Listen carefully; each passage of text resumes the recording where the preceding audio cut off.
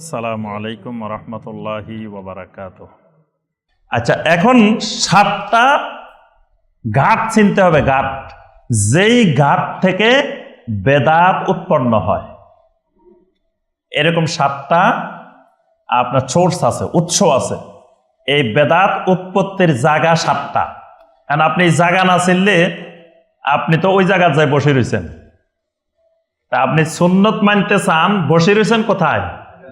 বেদাতের ঘাটিতে, বেদাতের জায়গায়। কারণ আপনি ছিলেন না এখানে যে বেদাতের জায়গা, তাহলে আপনি মানতে চাইলেও আপনি সুন্নত মানা আপনার পক্ষে সম্ভব হবে না। কারণ আপনি সুন্নতের জায়গা ছিলেন না, বেদাতের জায়গায় বসে রয়েছেন।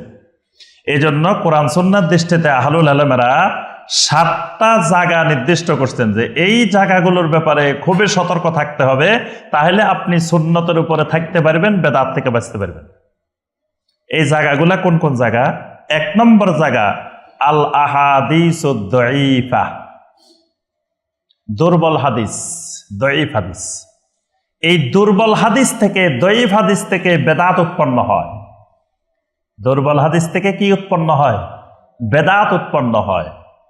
আলহামদুলিল্লাহ, আল্লাহ রাব্বুল আলামিন কোরআনে কারিমকে যেমন হেফাজত করেছেন, নবী সাল্লাল্লাহু আলাইহি ওয়াসাল্লামের হাদিসগুলাকেও আল্লাহ পাক হেফাজত করেছেন। কারণ হাদিসগুলো কোরআনের বায়ান, কোরআনের ব্যাখ্যা।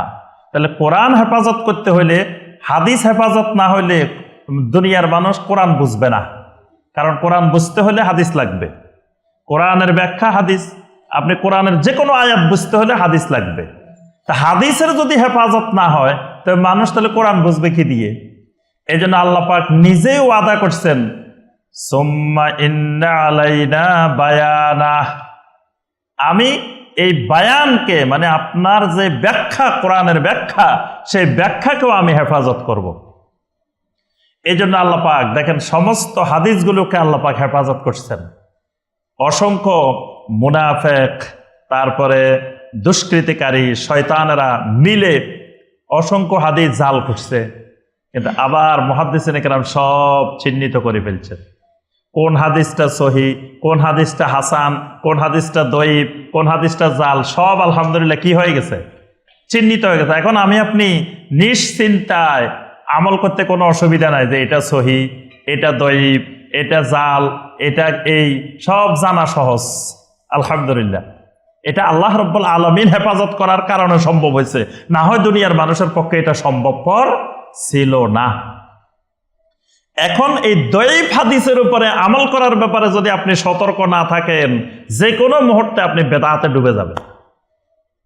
এই জন্য দঈফ হাদিস থেকে কোনো আকীদাও নেওয়া যাবে না, দঈফ হাদিস থেকে কোনো আমলও নেওয়া যাবে না। এটা স্পষ্ট মনে রাখতে হবে। দঈফ হাদিস থেকে আকীদাও নেওয়া যাবে না, আমলও নেওয়া যাবে না। কারণ যেটার গোড়াই দুর্বল, দুর্বলের উপরে কখনো একটা আমলে সওয়ালে সাবিত হতে পারে না। কারণ আমলের সাথে আকীদা সম্পর্ক, মানে সমস্ত বিশ্বের সকল ওলামারা একমত যে দঈফ হাদিস দিয়ে, দুর্বল হাদিস দিয়ে কোনো আকীদা সাব্যস্ত হইতে পারে না। এটার ব্যাপারে কারো দ্বিমত নাই, পৃথিবীর কোনো মতের কারো দ্বিমত নাই। কেউ কেউ বলেন যে দঈফ হাদিস দিয়ে আকীদা সাব্যস্ত হবে না, তবে আমল করা যায়। এখন যদি আপনি আমল করেন, তা আমলের সাথে আকীদার সম্পর্ক আছে। আগে একটা আমল করার আগে আপনাকে আগে বিশ্বাস করতে হবে যে এই আমলটা করলে আল্লাহ পাক এই ফজিলত দিবেন, এই সওয়াব দিবেন। ওইটা বিশ্বাস করেই তো আপনি করবেন। ধরেন আপনি এখানে আসছেন, এখানে আসার আগে বাসার থাকতে আপনার ভিতরে একটা আকীদা তৈরি হয়েছে, একটা বিশ্বাস তৈরি হয়েছে যে আজকে এখানে কনভেনশন সেন্টারে হালাকা হবে, দার্স হবে, এখানে যদি যাই কিছুক্ষণ সময় বসি, তা আমার কিছু উপকার হবে, কিছু দিন শিখতে পারবো, বুঝতে পারবো। এই আকীদা কিন্তু আগে বাসার তৈরি হয়েছে। তৈরি হওয়ার পরে যাই কিন্তু আপনি এই কষ্ট করে গাড়ি নিয়ে, হেঁটে, সময় দিয়ে, অনেক গুরুত্বপূর্ণ কাজ ফেলে রেখে এইখানে আসছেন। ওই আকীদা যদি আগে তৈরি না হইতো, আপনি এই পর্যন্ত আসতে পারতেন না। মানুষকে পরিচালিত করে আকীদা, আপনাকে এখানে টেনে আনছে, এই টেনে নিয়ে আসছে যে শক্তিটা, এই শক্তির নাম আকীদা। ওই আকীদা যার দুর্বল, যে মনে করছে আর এখানে গেলে কি, না শিখলে কি, যার আকীদা দুর্বল সে আসতে পারে নাই। যাদের আকীদা মজবুত হয়েছে তারা ওই আকীদায় টেনে পর্যন্ত নিয়ে আসছে আমাকে আপনাকে। তাহলে প্রত্যেকটা আমলের সাথে আকীদার কানেকশন আছে, আকীদার সম্পর্ক আছে। যে লোকটা মাগরিবের নামাজের পরে 6 রাকাত আওয়াবিন পড়তেছে, সেই লোকটা বিশ্বাসের কারণে পড়তেছে যে এই 6 রাকাত পড়লে তার সব আমল, সব গুনাহ আল্লাহ মাফ করে দিব, একটা বিশাল ফজিলত বিশ্বাস করেই তো সে আমলটা করতেছে। যে লোকটা সকালে আয়াতুল সূরা আল হাসরের শেষ 3 আয়াত, মাগরিবের পরে সূরা আল হাসরের শেষ 3 আয়াত, সে কি জন্য পড়তেছে? আগে বিশ্বাস করতেছে যে এটা পড়লে আমার এই নেকি হইব, তারপরে না সে পড়তেছে। যে লোকটা মানুষ মারা যাওয়ার সময় বসে বসে সূরা ইয়াসিন পড়তেছে, যে লোকটা কবরস্থানে যায় 3 বার সূরা ফাতিহা 10 বার সূরা ইখলাস পড়তেছে, সে বিশ্বাস করে পড়তেছে যে এটা পড়লে আমার বাপের আমার মার গুনাহ সব মাফ হয়ে যাবে, বিশ্বাস করেই তো পড়তেছে। তাহলে আগে আকীদা তারপরে আমল হয়, প্রত্যেকটা আমলের সাথে আকীদা। তা আকীদা যদি দঈফ হাদিসের উপরে না হইতে পারে, আমলও দঈফ হাদিসের উপরে হইতে পারে। এই নীতিমালা খেয়াল রাখতে হবে। আর দঈফ হাদিস দিয়ে যদি আপনি চলতে থাকেন তাহলে দেখা যাবে আস্তে আস্তে আস্তে আস্তে আপনার ভিতরে কি হবে? বেদাত তৈরি হবে, বেদাত তৈরি হবে। কারণ দঈফ হাদিস যেটা, সেটা আল্লাহ রসুলের হাদিস হইতেও পারে, নাও হতে পারে। তাহলে এটার মধ্যে সন্দেহ আছে। আর আল্লাহ রসুল সাল্লাল্লাহু আলাইহি ওয়াসাল্লাম বলছে যে লোক সন্দেহের মধ্যে নিপতিত হবে সে হারামের মধ্যে নিপতিত হবে। সন্দেহ থেকে বেঁচে থাকতে বলছেন। নবী সাল্লাল্লাহু আলাইহি ওয়াসাল্লাম বলছেন আল হালালু বায়্যিনুন ওয়াল হারামু বায়্যিন ওয়া বাইনাহুমা উমুরুন মুশতাবাহাত। হালালও স্পষ্ট, হারাম স্পষ্ট, তবে এই হালাল আর হারামের মাঝখানে কিছু অস্পষ্টতা আছে। এখন যেই লোক ওই অস্পষ্টতার মধ্যে ঢুকবে ফাকাদ ওয়াকা ফিল হারাম, সে হারামের মধ্যে ঢুকে যাবে। আর যেই লোকটা ওমান ইস্তাবরা, যেই লোকটা এই সন্দেহযুক্ত হালাল হারামের মাঝখানে বিষয়গুলো থেকে দূরে থাকবে, ফাকাদ ইস্তাবরা লিদীনিহি ওয়া ইরজিহি, সে তার দিনকে হেফাজত করলো, মানে সে আর হারামে জড়িত হওয়ার সম্ভাবনা নাই। এই জন্য সালাফেরা, সুফিয়ান আস-সাউরি রাহিমাহুল্লাহ, আল্লাহু আকবার, সুফিয়ান আস-সাউরি বলছেন যে আমরা পূর্বেকার আমি সালাফদেরকে দেখছি, মানে উনি সাহাবায়ে কেরামদের কথা বলছেন, তাবেঈনে কেরামের কথা বলছেন, তাদেরকে আমরা দেখছি কুন্না নাদউ তিসআতা আশারিল হালাল মাখাফাতান আন আকা ফিল হারাম, যে আমরা হালাল জিনিসেরও 10 ভাগের 9 ভাগ ছেড়ে দিতাম এই আশঙ্কায় না আমি হারামের মধ্যে ঢুকে যাই। 10 ভাগের 9 ভাগ কি করতেন? ছেড়ে দিতেন। হালাল জিনিসেরও 9 ভাগ ছেড়ে দিতেন এই আশঙ্কায় যে এটা হয়তো স্পষ্ট হালালের দলিল পাচ্ছে না, স্পষ্ট হারামের দলিল পাচ্ছে না, এর মাঝামাঝি এইরকম জিনিসকে তারা ছেড়ে দিতেন। হালাল মনে করলেও ছেড়ে দিতেন না, এটার মধ্যে ঢুকলে আমি হারামের মধ্যে ঢুকার সম্ভাবনা আছে। আল্লাহ রাসূল সাল্লাল্লাহু আলাইহি ওয়াসাল্লাম বলছেন যে এই সন্দেহযুক্ত জিনিস থেকে দূরে থাকলো সে তার দিনকে হেফাজত করলো, সে আর হারামে ঢোকার সম্ভাবনা নাই। এখন যে কথাটা আমরা বলতেছিলাম, তো এই দঈফ হাদিসের উপরে যদি আপনি আমল করা শুরু করে দেন তাহলে আস্তে আস্তে আপনি কি করবেন?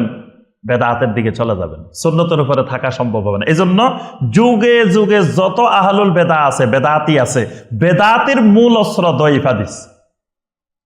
দেখবেন আপনি যত দলিল খুঁজবেন, এই মিয়া এটা দলিল, এই জন্য বেদাতিদের সামনে যদি কোন যে হাদিস দঈফ, বেদাতি সবচেয়ে বেশি খেপিয়ে উঠে, মিয়া রাসূলের হাদিস দঈফ হয় কেমন? আমার রাসূল দঈফ নাকি? হে আপনারা ধমক দিব। কারণ ওই দঈফ আর সহির পাল্লায় যদি সে যায় তো তার সব বেদাত ওই দঈফের মধ্যে ঢুকে যায়। এজন্য সে কখনো ভুলে আপনি হাদিসের বাক করবেন এই জায়গায় সে যাবে না, কমিয়ে সবে তো আমার রাসূলের হাদিস, হাদিস আবার সহি আর দঈফ কি? কারণ হে যদি এই মানে বিভক্তির মধ্যে যায় যে হাদিস এটা সহি, এটা দঈফ, এটা হাসান, এটা জাল, এই বিভক্তিতে গেলে তার যত বেদাত আছে সব ওই দঈফের মধ্যে ঢুকে যায়। এই জন্য সে কিন্তু আপনাকে, বেদাতের বড় বৈশিষ্ট্য, সে আপনাকে হাদিস সহিয়া দঈফ করতে দিবে না। এই মিয়া তুমি মাদ্রাসায় কদিন পড়ছো? এই মিয়া তুমি, আমি এত বছর মাদ্রাসায় পড়াই, তুমি, আমি সহি দঈফ বুঝি না, তুমি নি বুঝে গেছো, মানে আপনাকে ধমক দিয়ে এটা থেকে দূরে রাখার চেষ্টা করে। কারণ তার সমস্ত বেদাতের ভিত্তি দঈফ হাদিস। কথাটা বুঝতে পারছেন? এই জন্য 1 নম্বর ঘাট চিনতে হবে দঈফ হাদিস। 2 নম্বর ঘাট আল আহাদিসুল মাউদুয়া, জাল হাদিস। এইটা থেকে শতভাগ দূরে থাকতে হবে, জাল হাদিস থেকে। এইটাতে ঢুকছেন মানে আপনি শিরক আর বেদাতে ডুবে গেছেন। 3 নম্বর আল আহাদিসুল্লাতী লা আসলা লাহা, কিছু হাদিস আছে দইফ না জাল না, এগুলার কোনো ভিত্তি নেই, ভিত্তিহীন কথাবার্তা, ভিত্তিহীন হাদিস।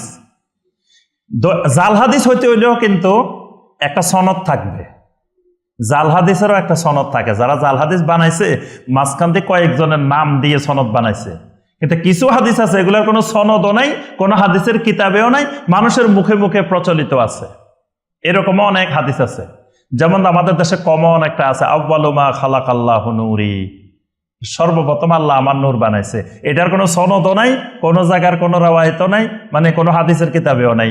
এগুলা হলো লা আসলা লাহা, এগুলার কোনো ভিত্তি নাই। এইরকম ভিত্তিহীন বিষয়ের উপরে যদি কোনো মুমিন চলতে থাকে সে শিরক বেদাতে লিপ্ত হয়ে যাবে।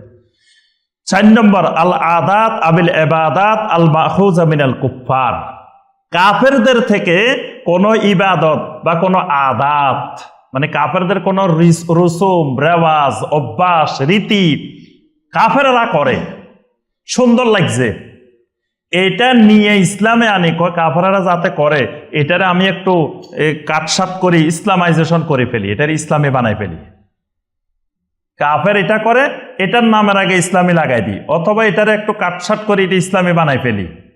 এই যে কুফফারদের কোনো ইবাদত, কুফফারদের কোনো আদাত, যেমন এই যে কাফেররা 31 নাইট পালন করে, কাফেররা জন্মদিন পালন করে, কাফেররা মৃত্যুদিন পালন করে, এখন আপনি বানাইলেন ইসলামিক বার্থডে, ইসলামী নাম দিয়ে কয়, এখন বাংলাদেশে ইসলামী বার্থডে হয়, কয় মিয়া আমি কি কেক কাটছি নাকি, আমি সেদিন কোরআন খতম করাইছি, আমি মিলাদ পড়াইছি, আমি এই করছি। তা আপনি জন্মদিনে কেন মিলাদ পড়াইবেন, কেন কোরআন খতম করাইবেন, কেন এটা করাইবেন? এটা তো কুফফারদের কাজ। এই কুফফারদের ইবাদত থেকে কোনো ইবাদত যদি গ্রহণ করে, কুফফারদের আদাত থেকে কোনো আদাত, আদাত মানে অভ্যাস রীতিনীতি রসুম রেওয়াজ, এখান থেকে যদি কিছু কেউ গ্রহণ করে সে শিরক বেদাতের মধ্যে ডুবে যাবে। 5 নম্বর আল আদাতুল্লাতি ইস্তাহসিনুহাল আম্মা ওয়াল জুহাল, এমন এমন সামাজিক রীতিনীতি রসুম রেওয়াজ যেটাকে আম জনতারা জাহেলেরা ভালো মনে করে। জাহেলেরা আম জনতা অনেক জিনিসের দেখতে ভালো মনে করে, তাদের কাছে দেখতে সুন্দর লাগে, তারা তো শরীয়তের মূলনীতি উসুল জানা না, সুন্নত বেদাত সম্পর্কে স্পষ্ট ধারণা নাই, তার কাছে অনেক জিনিস দেখলে ভালো লাগে, যেটা সুন্দর দেখে এটাই ভালো লাগে, যেটা সুন্দর দেখে এটাই ভালো লাগে। এবাদতের নামে যত বেদাত তৈরি হবে এটা তার কাছে আরো বেশি ভালো লাগবে, কারণ বেদাত তো বানায়, আর বানানোর সময় যে প্রোডাক্টটা বানাবে সে তো এটাকে আকর্ষণীয় করে বানাবে। এটা জাহেলদের কাছে খুব মজাদার, আম জনতার কাছে খুবই সুন্দর, খুবই আকর্ষণীয় হবে। ধরেন নবী সাল্লাল্লাহু আলাইহি ওয়াসাল্লামের যে জিকির আছে সুন্নত পদ্ধতির জিকির, এই জিকির করলে সাধারণভাবে এত মজা সে পাবে না, কিন্তু যখন লাইট নিবাই তারপরে একবারে হেলে দুলে গান গেয়ে গেয়ে নাচি নাচি জিকির করবে, তখন তো তার শরীরে জজবা চলে এসছে, তখন তো তার কাছে আরো মজা লাগতেছে জিকির, কয় মিয়া এটা না জিকির। জাহেলের কাছে এটা খুব মজাদার, আম জনতার কাছে মজাদার।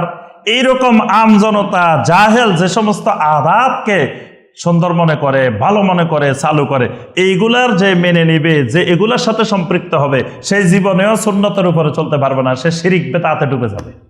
তো এখানে 6 নম্বর নীতিমালা যেটা বলা হচ্ছে সেটা হলো সমাজে এরকম ওলামাউল মিল্লা থাকবে, ওলামাউল দাওলা থাকবে, এরা কি করবে, কিছু কিছু জিনিসকে দলিলবিহীন বলবে যে মিয়া এটা করলে খারাপ কি, এটা তো সুন্দর, এটা তো ভালো জিনিস, এটা তো ভালো জিনিস, এই যে ভালো জিনিস বলি, তারা এগুলাকে সমাজে প্রতিষ্ঠিত করে। এইগুলার সাথে যারা একমত হবে তারা শিরকের বেদাতে ডুবে যাবে। 7 নম্বর আল গুলু ফিল ইবাদাত, ইবাদতের মধ্যে গুলু করা, ইবাদতে গুলু করা যাবে না। গুলু মানে কি? অতিরঞ্জন, সীমালঙ্ঘন। আপনি ইবাদত কম করেন কিন্তু ইবাদতটা ইবাদতের মতো করেন, ইবাদত করতে গেছেন অনেক কিন্তু সুন্নত নাই, আপনাকে সারা রাত নামাজ পড়তে বলা হয় নাই, যদি আপনি সারা রাত এশার পরে শুরু করেন ফজর পর্যন্ত নামাজ পড়েন, তো 1 দিন 2 দিন 3 দিন 4 দিন পড়বেন, এরপরে আপনি ফরজ নামাজও পড়তে পারবেন না, গুলু করে ফেলছেন। এই গুলু করলে আপনি সুন্নতের উপরে থাকা যাবে না। ওই যে 3 জন সাহাবী বলছেন যে সারা রাত নামাজ পড়বেন, সারা বছর রোজা রাখবেন, বিয়ে শাদী করবেন না। নবী সাল্লাল্লাহু আলাইহি ওয়াসাল্লাম কি বলছেন? ফামান রাগিবা আন সুন্নতি ফালাইসা মিন্নি, আমার সুন্নত থেকে বিমুখ হবে যারা, তারা আমার উম্মতে না, মানে বেশি আমল করে উম্মত থেকে খারিজ। এইগুলো করলে সে কখনো সুন্নতের উপরে থাকতে, ওই তিনজনে কিন্তু আল্লাহ রসুলের আমলকে সামান্য মনে করছে। বর্তমানে অনেকে কয় এখন এমন এমন আলেম বাইরেছে, খালি আমল কমাই দেয়, আমল কমাই দেয়। আমরা তারাবি পড়তাম 20 রাকাত, এখন কিছু হুজুর বাইরেছে কয় 8 রাকাত, তারপরে আমরা এই নামাজ পড়তাম, ওই নামাজ পড়তাম, এখন কয় না এগুলো পড়া যাবে না, এগুলো পড়া যাবে না, এটা করা যাবে না, ওইটা করা যাবে না। আমাদের আমল কমাই ফেলতেছে। ওই তিনজন সাহাবী কিন্তু আল্লাহ রসুলের আমল বর্ণনা দেওয়ার পরে কান্নাহা তাকা আল্লুহা, কয় রে আল্লাহ রসুল তোরা তো কম আমল করে, সামান্য আমল করে।